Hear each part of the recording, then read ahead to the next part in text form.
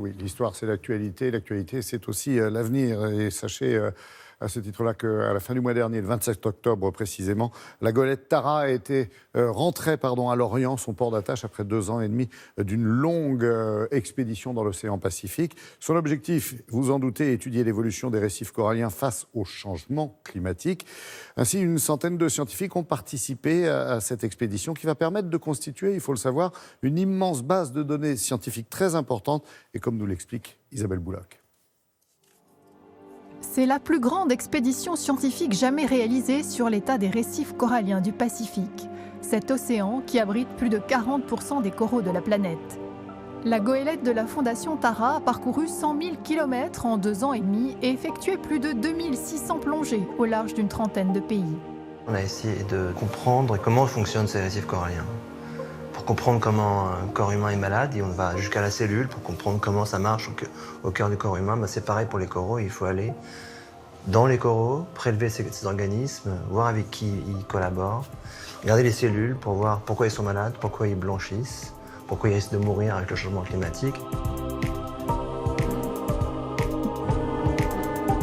On a observé beaucoup de choses. Il y a des endroits très touchés où 90% d'une barrière de corail est mort.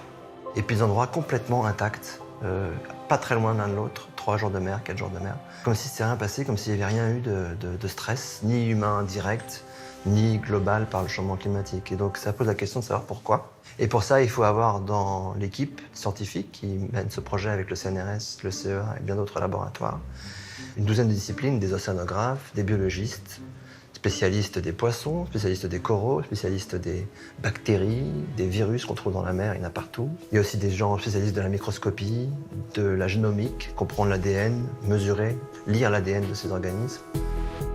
36 000 échantillons ont été prélevés au large des îles du Pacifique, notamment 35 carottes de corail. C'est au laboratoire des sciences du climat et de l'environnement à Saclay, en région parisienne, qu'ils sont analysés.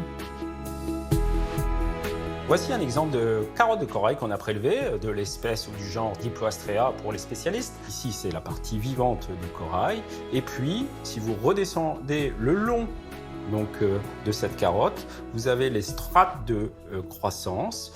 Et tous les 3 mm, vous avez une année de croissance du corail au cours du temps. On va découper les carottes en plaques. On va faire une radio qui nous permet d'établir le modèle de croissance. L'objectif est d'analyser la composition chimique de chaque bande de croissance annuelle pour établir l'évolution de la température et de l'acidité de l'océan au cours du temps.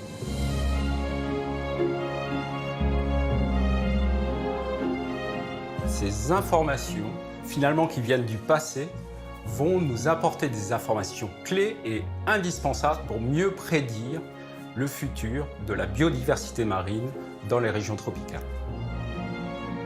Cette expédition Tara-Pacifique va contribuer à atteindre l'objectif que la France s'est fixé dans ses eaux territoriales, à savoir la protection de 75% de ses récifs coralliens d'ici 2021 et 100% d'ici 2025.